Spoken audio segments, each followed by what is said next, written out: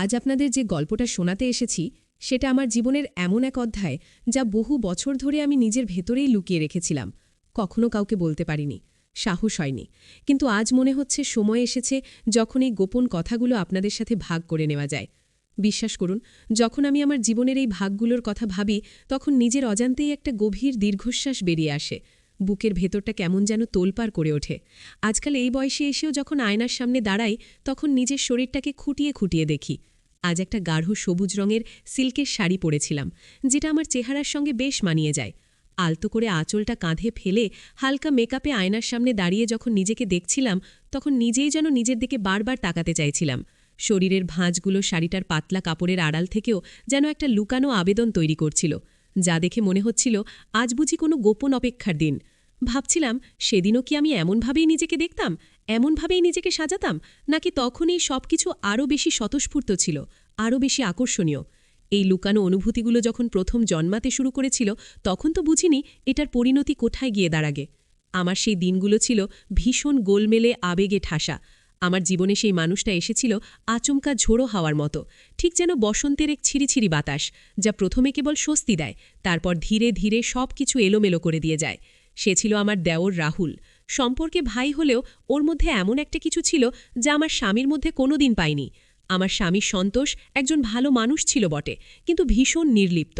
তার জীবনটা চলত ঘড়ির কাঁটার মতো। আবেগ বা উচ্ছ্বাসের কোনো স্থান ছিল না সেখানে। আর আমি তো বরাবরই একটু রোম্যান্টিক প্রকৃতির ছিলাম। স্বপ্ন দেখতাম এক অন্যরকম ভালোবাসার, যেখানে কথার চেয়ে চোখের ভাষা বেশি কথা বলবে, যেখানে স্পর্শের প্রতিটা মুহূর্তই হবে কোনো কবিতার মতো। কিন্তু আমার বিবাহিত জীবন ছিল এর ঠিক উল্টো, একঘেয়ে আবেগহীন। আমার বিয়ের কয়েক বছর পর রাহুল উচ্চশিক্ষার জন্য শহর থেকে আমাদের বাড়িতে ফিরে আসে। ওর নিজস্ব একটা ঘর ছিল দোতলায়, কিন্তু কাজের সুবিধার জন্য ও বেশিরভাগ সময় নিচতলার বৈঠকখানায় বা আমাদের পাশের ঘরেই কাটাত। প্রথম প্রথম রাহুলকে আমার শুধু ছোট ভাইয়ের চোখেই দেখতাম। ওর চঞ্চলতা, ওর হাসি, ওর কথা বলার ভঙ্গি, সব কিছুই আমার মনকে বেশ ছুঁয়ে যেত। ও ছিল আমার জীবনে একটা নতুন হাওয়া, একটা টাটকা অনুভূতি।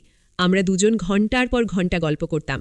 ছোটবেলার মজার গল্প থেকে শুরু করে কলেজের দুষ্টুমি, রাহুল সব বলতো, আর আমি মুগ্ধ হয়ে শুনতাম। ও আমার একাকিত্ব খোঁজোর একটা পথ হয়ে উঠেছিল।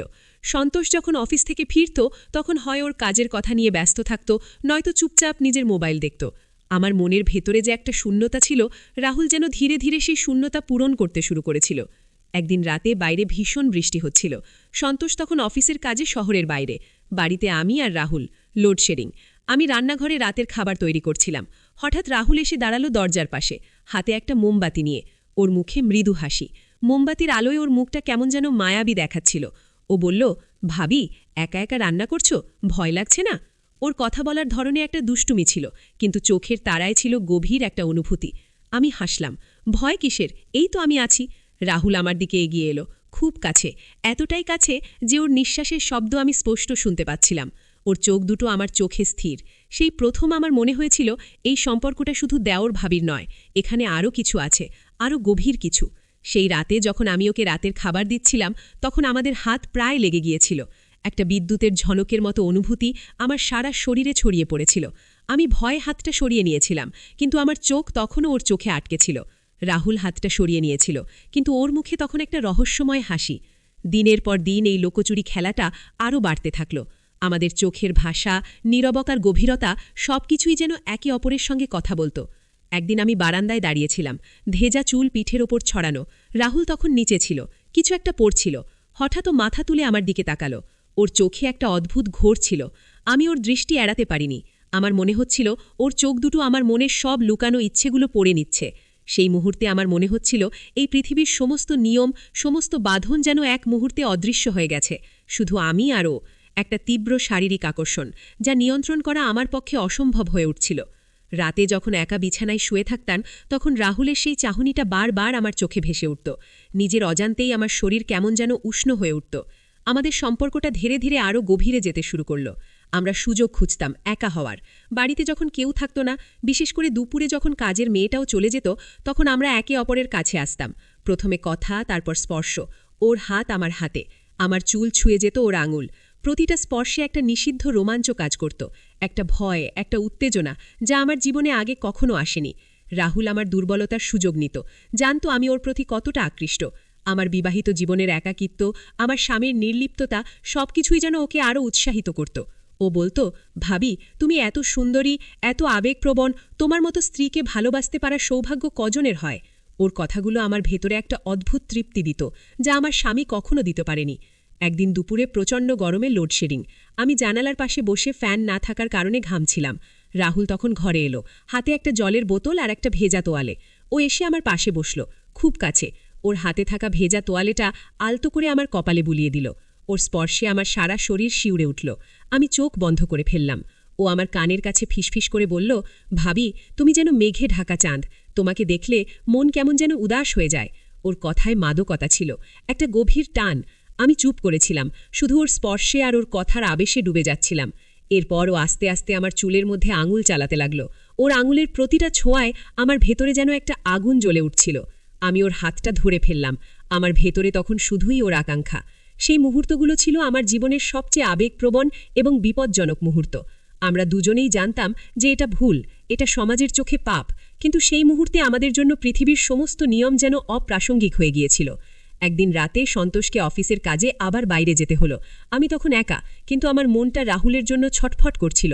আমি জানি এটা ভুল, কিন্তু ওর প্রতি আমার আকর্ষণ এতটাই তীব্র ছিল যে নিজেকে আর ধরে রাখতে পারছিলাম না। রাত গভীর হলে রাহুল চুপি সারে আমার ঘরে এলো। সেদিন আর কোনো কথা হয়নি, শুধু নীরবতা আর তীব্র আকাঙ্ক্ষা। ওর চোখ দুটো আমার চোখে স্থির ছিল, যেন আমার ভেতরের সব না বলা কথাগুলো ও পড়ে নিতে পারছিল। ওর স্পর্শে আমি যেন অন্য এক জগতে চলে যাচ্ছিলাম। সেই রাতের পর থেকে আমাদের সম্পর্কটা আরও জটিল হয়ে উঠল। লোকচুরি, ভয়, উত্তেজনা আর এক সীমাহীন টানাপড়েন আমার জীবনকে গ্রাস করে ফেলল। তবে এইসব দেখিও খুব বেশি দিন স্থায়ী দিতে পারল না। পাপের ফল একদিন না একদিন ভোগ করতেই হয়। লোকানো সম্পর্ক তা যতই তীব্র আর রোমাঞ্চকর হোক না কেন, তার নিজস্ব একটা মূল্য আছে। দিনের পর দিন এই গোপন জীবন আমাকে ভেতরে ভেতরে কুড়ে কুড়ে খাচ্ছিল। আমার মানসিক শান্তি নষ্ট হয়ে গিয়েছিল, ঘুম আসত না। যখনই সন্তোষের দিকে তাকাতাম, তখন একটা গভীর অপরাধ বোধ আমাকে গ্রাস করত। রাহুলের চোখেও আমি সেই একই দ্বিধা দেখতে পেতাম। এই সম্পর্কের কোনো ভবিষ্যৎ ছিল না, শুধু ছিল এক অনিশ্চিত বর্তমান আর এক অন্ধকার ভবিষ্যৎ। একদিন আমি নিজেই সিদ্ধান্ত নিলাম, এই চক্র থেকে বেরিয়ে আসতে হবে। সমাজ, পরিবার, নিজের বিবেক সবকিছু মিলিয়ে আমার ভেতরে একটা তীব্র সংগ্রাম চলছিল। আমি রাহুলের সঙ্গে খোলাখুলি কথা বললাম। ওকে বোঝাতে চাইলাম যে এই পথটা আমাদের দুজনের জন্যই ধ্বংসের পথ। প্রথম দিকেও মানতে চাইনি, আবেগের বশে অনেক অনুরোধ করেছিল, এমনকি আমাকে হারানোর ভয়ও দেখিয়েছিল। কিন্তু আমি আমার সিদ্ধান্তে অটল ছিলাম। আমার নিজের অস্তিত্ব, আমার আত্মসম্মান, আমার ভেতরের শান্তির জন্য এই বিচ্ছেদটা জরুরি ছিল। আজ এত বছর পর যখন সেই দিনগুলোর কথা ভাবি, তখন মনে হয় মানব মন আসলে কত জটিল। আবেগ মানুষকে কোথায় নিয়ে যেতে পারে তার কোনো সীমা নেই। কিন্তু মনে রাখা জরুরি যে কিছু আবেগের লাগাম টেনে ধরতে হয়, কিছু আকাঙ্ক্ষাকে মনের কোণেই লুকিয়ে রাখতে হয়। আমাদের জীবনের প্রতিটি সিদ্ধান্ত, প্রতিটি পদক্ষেপের একটা মূল্য থাকে, একটা পরিণতি থাকে। সেই পরিণতি আমাদের নিজেদেরই বহন করতে হয়।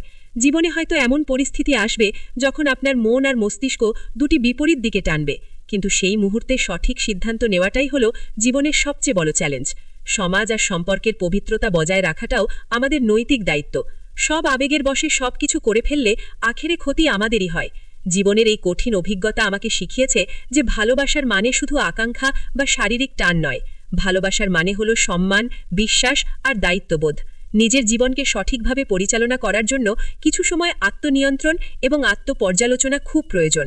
এই গল্পটা শোনার পর যদি আপনাদের ভেতরে নিজের জীবনের কোনো জটিল সম্পর্কের নতুন করে মূল্যায়ন করার ইচ্ছে জাগে, তাহলে আমি মনে করব আমার এই ব্যক্তিগত গল্প বলাটা সার্থক হয়েছে। ভিডিওটা যদি ভালো লেগে থাকে তবে চ্যানেলটা সাবস্ক্রাইব করতে ভুলবেন না।